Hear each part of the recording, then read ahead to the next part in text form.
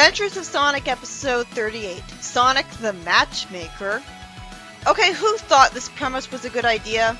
I don't know, I saw the title in the video thumbnail showing who Sonic's gonna matchmake for, and I don't like the idea of this at all. This is why Amy should have been in the show. Amy would suit this role better. But with an episodic comedy, every episode's a filler episode. I'm not sure what to classify as such. Grounder lights the fuse of a rope that heads towards Sonic's chili dog, but Sonic magically knows to get it to scratch right away, despite not really being at the right side of the chili dog to see that a fuse was connected to it. He says it's gotten cold and brings it to Robotnik in a disguise out of nowhere that Robotnik somehow falls for and he gets blown up. This really feels too convenient for Sonic. He never pointed out the fuse. Also, I said blown up, but somehow he was fine, just covered in soot. Worst bomb ever. Robotnik says he wants a maid that he can love. Surprisingly, Scratch and Grounder don't believe him that he could get a wife when they should be programmed not to doubt him. Then there's Worthless recap reminding us of Breezie and Junior. I thought this recap garbage was only in the comics, but instead even the slightest of basic continuity does this. Robotnik wants to see where they went wrong, and when he builds his robot wife, he'll make sure she can't betray him. So he's not going to give her free will, but he gave all those other robots free will. Even the games wrote that better, because the only robot that clearly had free will was Metal Sonic. And it was a big deal. It was a glitch. A rhino shows up at Junior and says he thought he quit messing things up with graffiti. Junior says he's gone good, I still refuse to buy that, and he's just giving the playground a paint job. Then he gets captured by Scratch and Grounder, who didn't do this a lot earlier to have him dismantled for spare parts. Seriously, why would he become good just because of Sonic helping him once? And wouldn't he just ditch his Robotnik clothing, which should have had him ostracized? Breezie is running a talk show about lost love, and then she gets kidnapped by Scratch too. This would lead to a much darker outcome if this was a show that was written well. Tails talks about what he saw on the TV with horrible acting, and Sonic finds out from him. I'm impressed that we actually saw Breezie again, but why did she leave Sonic? Why did she disappear until now? That was my problem earlier, and it's still not being resolved. Somehow Junior can't untie her right and gets himself tied up to her. Sonic calls Junior a robot when he looks just like a human, so he really is an android. So Robotnik's probably an android too, logically. I'm really sick of his big whoop catchphrase, and I was sick of it in the first episode that he was in. Breezie says she can climb up the rope herself, showing a spunky independent side, and Junior thinks he likes her, but since he's hideous and the rotten son of Robotnik, I don't ship the two. So I like it when Breezie turns his catchphrase against him, even if she is being rude. Sonic says that wasn't very nice of her, and he says he misses her. He says that missing her makes him queasy because she's a robot, Breezes, but somehow she thinks that he's sweet and kisses him instead of being offended that he said that. After all, what does it matter that she's a robot if she's organic looking anyways? Does anyone else have a problem with her for being a robot? I mean, she got a job as a famous talk show host. Robotnik's bride looks horrible. I don't know why that design was approved. Wouldn't he just have her look like a pretty woman? Robotnik said he made her to look like him, but she's not similar enough for it to work. She's not large. He wants a vacation with her in a drained Robotnik Falls, but then the stupidity comes in because apparently he reveals that his wife isn't waterproof. Gee, I wonder if she'll be affected badly by water. Why the fuck would he make Scratch and Grounder waterproof and not his wife? That's dumb. Junior wastes my time complaining to Tails about Breezie flirting with Sonic. I don't care about this! Also, it was weird that his eyelids are on his red eyes and they aren't covering his black corneas. That's stupid with Robotnik too. Tails makes a plan to pretend to fall so Junior can catch him. Sonic says that he's always on the go and she's a robot as a lame excuse to not date her. Didn't stop Archie Sonic, though he never dated a robot. Unfortunately, Sonic steals Junior's thunder, spin dashing through the wall and getting Junior to fall. This makes Sonic look good again in front of Breezie. She thanks him for carrying her because she might have slipped. It's really a nice twist for the girl who is built to lure him into a trap to actually be brought back with free will and fall for him for real. God damn it, this is what should have been done with the Fiona robot. But no, she just vanished and Flynn did nothing with her. Scratch says that his trap will melt snow and it creates a flood. Junior gives Breezie some flowers and she doesn't believe that he got her them because only Sonic would be brave enough to get her them from the dangerous place where they grow. I wish it was confirmed that Sonic did get him the flowers to make Junior look good, because how would Junior go all the way to the place where the flowers were and back in such a short time span?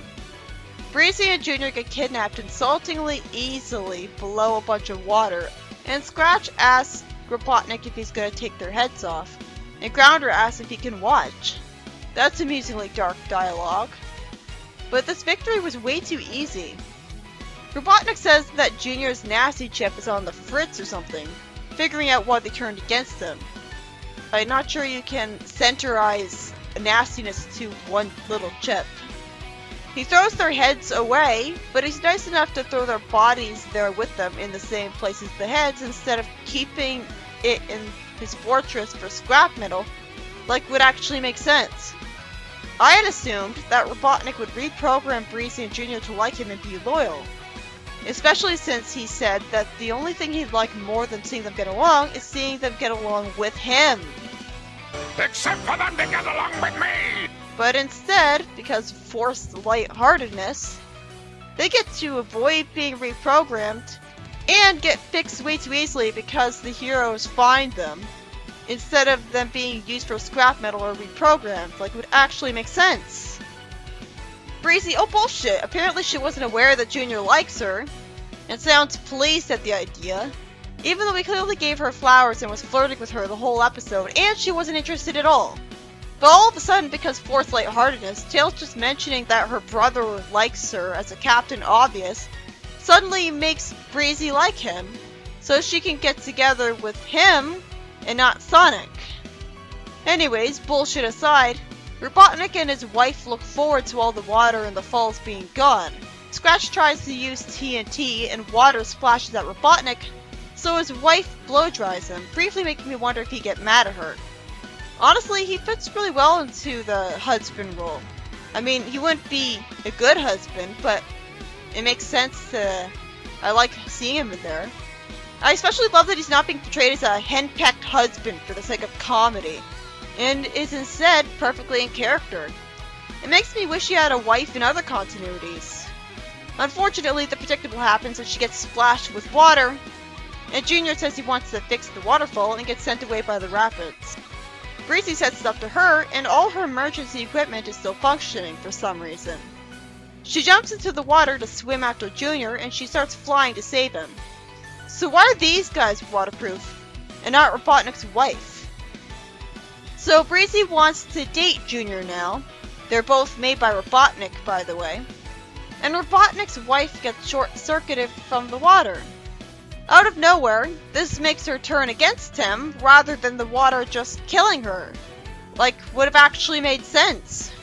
Gallagher wrote this kind of thing better, because the Fiona robot rusted and was paralyzed from water, because she wasn't waterproof. Actually, I would have liked it better if the water made her turn on Eggman and become good, but that still wouldn't have made any sense whatsoever. It would have just been a good result to happen. At one point, he should have blown up, but no, of course not. This episode sucked.